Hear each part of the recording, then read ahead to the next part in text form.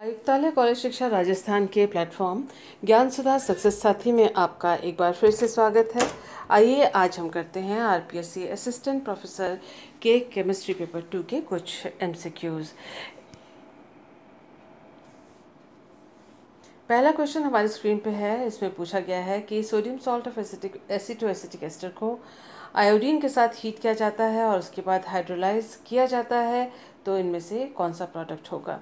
इसमें ध्यान दीजिए कि एसिटिक एस्टर के सोडियम सॉल्ट के अलावा दूसरा कोई मॉलिक्यूल और ऑर्गेनिक नहीं है, सिर्फ इसको आयोडीन के साथ ही हीट किया जा रहा है, कोई और दूसरा ऑर्गेनो मॉलिक्यूल इसके अंदर नहीं है। तो अगर ये बातें हैं तो उसका मतलब एसिटिक एस्टर के दो मॉलिक्यूल्स आपस में जुड़ रहे हैं, और अगर उसका फिर एसिड हाइड्रोलिसिस होता है, हाइड्रोलाइज किया जाता है, तो सक्सिनिक एसिड के अलावा और कोई प्रोडक्ट नहीं बन सकता। तो the correct answer is option number 3, that is succinic acid. किस तरह से ये रिएक्शन हुआ ये देख लेते हैं। ये एसिटिक एस्टर के सोडियम सॉल्ट का एक मॉलिक्यूल है, ये दूसरा इक्विवेलेंट है, और दोनों के साथ रिएक्ट कराया गया है। आयोडीन के साथ इसको गर्म किया गया है, जिससे कि सोडियम आयोडाइड के दो मॉलिक्यूल्स या दो इक्विवेलेंट्स इसमें से निकल जाते हैं, और ये दोनों जो कार्बन कार्बन बॉन्ड से ये दोनों मॉलिक्यूल्स आपस में इस तरह से जुड़ जाते हैं।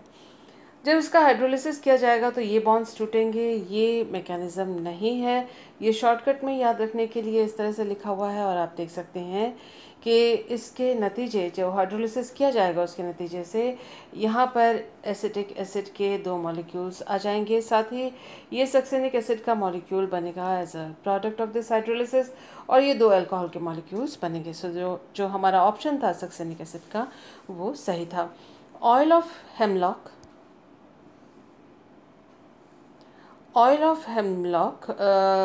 was drunk by Socrates when he was condemned to death. मृत्युदंड जब उसे दिया गया था, सुकरात ने तब ऑयल ऑफ हेमलॉक उसको दिया गया था पीने के लिए, और identify the alkaloid responsible for his death.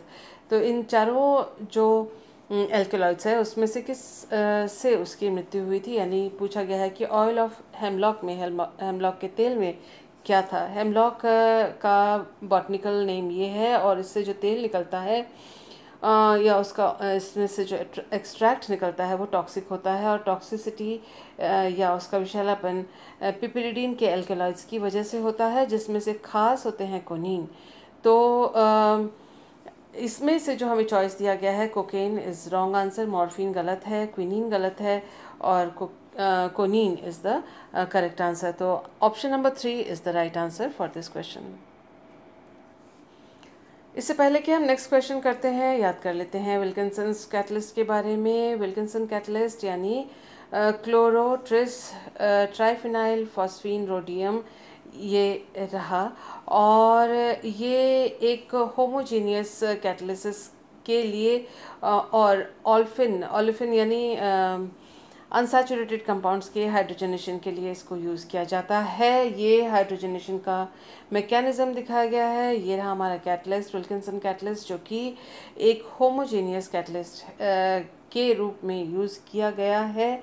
और आप देख सकते हैं ये हाइड्रोजन के प्रेजेंस में ये हाइड्रोजन कैरियर हो जाता है, हाइड्रोजन बॉन्ड हो जाता है इसके साथ, रोडियम के साथ, और यहाँ पर जो एल्कीन दिया है वो साइक्लो एल्कीन लिया गया है। इस तरह से हाइड्रोजन का ट्रांसफ़र हुआ, उसके बाद ये प्रोडक्ट इसमें से अलग हुआ और कैटलिस्ट हमें वापस मिल गया, और फिर ये कैटलिस्ट जो है हाइड्रोजन के साथ बॉन्ड होकर फिर इंटरमीडिएट ये कंपाउंड बनाता है, जो एल्कीन के साथ रिएक्ट करके ये बॉन्ड बनाता है। इसमें से बॉन्ड ट्रांसफ़र होते हैं, एल्कीन बाहर रिड्यूस्ड प्रोडक्ट यानी एल्केन जो है वो बाहर निकलता है, और हमें ऐसे कैटलिस्ट वापस प्राप्त हो जाता है। तो ये एक चेन है,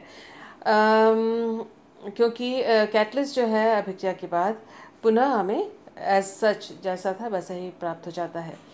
Wilkinson catalyst is used for, अब पूछा गया है कि विल्किंसन कैटलिस्ट किस में प्रयुक्त होता है, पॉलीमराइजेशन या बहुलकीकरण, नहीं। होमोजीनियस हाइड्रोजनेशन, समांगी हाइड्रोजनेशन में हाँ, जल अपघटन में नहीं, हेलोजनीकरण में नहीं। ये दोनों हमने देख लिया था कि ये इन तीनों में से कोई भी करेक्ट ऑप्शन नहीं है, और जो correct option is option number 2, that is homogeneous hydrogenation. Next question जो हमारे स्क्रीन पे है वो सैंडविच कंपाउंड का एग्जांपल लेके पूछा गया है। An example of sandwich compound is, तो सैंडविच कंपाउंड दो आप देखिए रिंग्ड कंपाउंड के बीच में मेटल इस तरह से फंसा हुआ है या बॉन्डेड है। इस सैंडविच के तरह, यानी दो ब्रेड के स्लाइसेस के बीच में अगर कुछ और खाने का सामान रखते हैं, पैटीज वगैरह रखते हैं, आलू की पैटीज रखते हैं या वेजिटेबल्स रखते हैं, तो वो जिस तरह से अरेंज होती है इसी तरह से ये आयरन का जो एटम है ये साइक्लो पेंटाडाइन के जो दो मॉलिक्यूल्स हैं उनके बीच में उसी तरह से है, एडिड है, स्थित है, पोजीशंड है, जैसा कि आप देख सकते हैं, जैसे कि मानो ये दो ब्रेड के स्लाइसेस हैं। तो इसीलिए इसको सैंडविच कंपाउंड के नाम से पुकारा जाता है। और जैसा कि आप देख रहे हैं फेरोसीन है इसका नाम, फेस ट्रांसफर कैटलिस्ट नहीं है, क्राउन ईथर नहीं है, क्लैथरेट कंपाउंड नहीं है। So the option number 1 is the correct answer for this particular question and it was quite easy. इससे पहले कि हम नेक्स्ट क्वेश्चन की ओर बढ़े, याद कर लेते हैं कि क्लेमेंसन रिडक्शन किसे कहते हैं। क्लेमेंसन अपचयन जिंक एमलगम के प्रेजेंस में होता था, एसिड के प्रेजेंस में होता है। और आप देख सकते हैं जो कार्बोनाइल फंक्शन है, क्रियात्मक समूह है, वो C डबल बॉन्ड OCH2 में कन्वर्ट हो जाता है।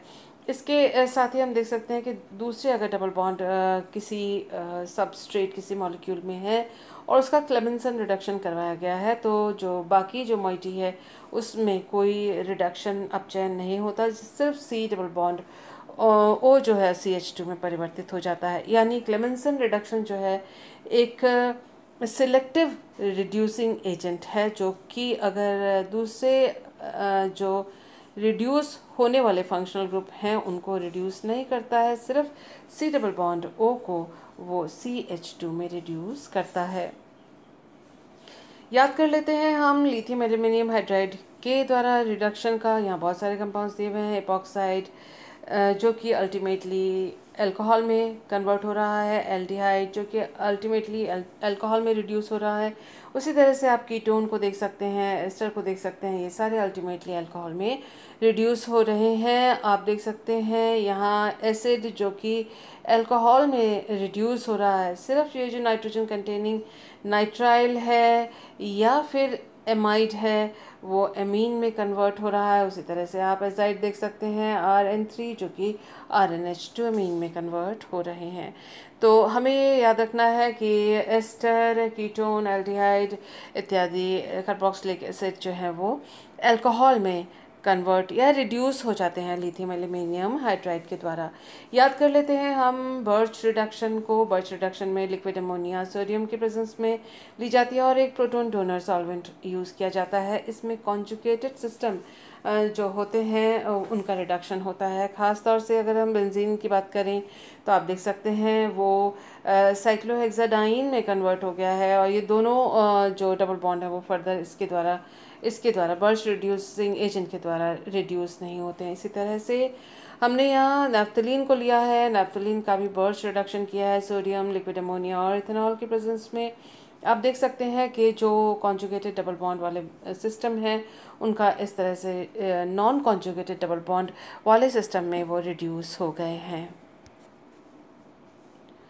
इसी तरह से कुछ और एग्जांपल्स हैं हमारे पास बर्च रिडक्शन के। आप देख सकते हैं यहाँ के COCH3 है वो अनएफेक्टेड हुआ, यानी उसमें कोई चेंज नहीं आया। जो ये 3 ऑल्टरनेट डबल बॉन्ड थे वो 2 अनकॉन्जुगेटेड डबल बॉन्ड में कन्वर्ट हो गए हैं। इसी तरह से आप देख सकते हैं C डबल बॉन्ड OH है, ये कार्बोक्सिलिक एसिड ग्रुप, वो भी अनऑल्टर्ड, अनचेंज, यानी इसमें कोई बदलाव नहीं आया है बर्च रिड्यूसिंग एजेंट के द्वारा या बर्च रिडक्शन के द्वारा। आप देख सकते हैं सिर्फ ये जो C डबल बॉन्ड C जो ऑल्टरनेट कॉन्जुगेटेड डबल बॉन्ड हैं इस बेंजीन रिंग के अंदर, उसका ही साइक्लोहेक्साडाइन, ऐसे साइक्लोहेक्साडाइन में जो कि असंयुग्मित द्विबंध वाले हैं यानी नॉन कॉन्जुगेटेड डबल बॉन्ड वाले हैं, उनमें इसका रिडक्शन हुआ है।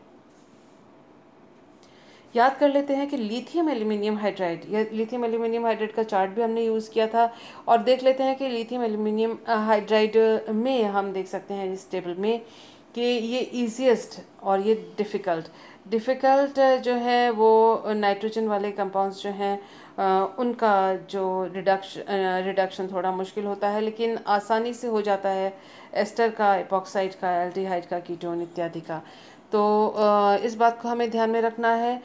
याद कर लेते हैं हम कैटालाइटिक रिडक्शन के बारे में और देखते हैं ईजीएस्ट क्या है। ईजीएस्ट में आप देख सकते हैं RCOCl, RNO2, triple bond C, ये सारे हैं। और डिफ़िकल्ट में है, डिफ़िकल्ट की तरफ है एस्टर, और मोस्ट डिफ़िकल्ट ये जो हैं EMITs इसके द्वारा एस्टर और कार्बोक्सिलेट, और आप देख सकते हैं कि बेंजीन रिंग और एमाइड, ये सारे मोस्ट डिफ़िकल्ट होते हैं कैटालाइटिक हाइड्रोजनेशन से।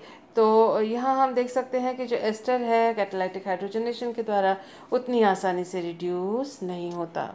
तो इन सभी बातों को ध्यान में रखते हुए आइए करते हैं हम अपना next question. The most appropriate reagent to convert this ester into alcohol. ये एस्टर हमें दिया हुआ है, उसका अपचयन करना है, रिडक्शन करना है अल्कोहल में। हमें ये चॉइस दिए हुए हैं, इनमें से कौन सा सही है। हमें मालूम है कि जो लिक्विड अमोनिया के साथ ये नहीं होगा, और जिंक एमलगम के साथ भी ये अल्कोहल में हमें परिवर्तित नहीं मिलेगा। कैटालाइटिक रिडक्शन के द्वारा भी नहीं होगा, केवल होगा आसानी से लिथियम एल्यूमिनियम हाइड्राइड के साथ ये रिडक्शन। तो हमारा आंसर है ऑप्शन नंबर 2। नेक्स्ट क्वेश्चन जो है वो फोटोकेमिकल रिएक्शन है। यहाँ कार्बोनाइल कंपाउंड दिया हुआ है, डबल बॉन्ड दिया हुआ है, लाइट दिया हुआ है इसके प्रेजेंस में, और ये प्रोडक्ट हमको दिया हुआ है। हम याद कर लेते हैं कि पैटर्नो-बुकी रिएक्शन में आप देख सकते हैं कि इस तरह से लाइट के प्रेजेंस में ये जो है डबल बॉन्ड्स जो है इकट्ठे बनते हैं और टूटते हैं। ये डबल बॉन्ड जैसे बना, यहाँ पर नया बॉन्ड टूटा, ये बॉन्ड बना, एक नया बॉन्ड टूटा। तो इस तरह से ट्रांजिशन स्टेट का निर्माण होता है। और आप देख सकते हैं कि इस तरह से जो ऑक्सीडेन डेरिवेटिव्स हैं वो हमें प्रोडक्ट के रूप में मिलते हैं। तो हमारा यहाँ जो ऑप्शन है इनमें से कौन सा राइट है, तो ये है पैटर्नो-बुकी reaction, option number 3. So that was all for today. Thank you for being with me.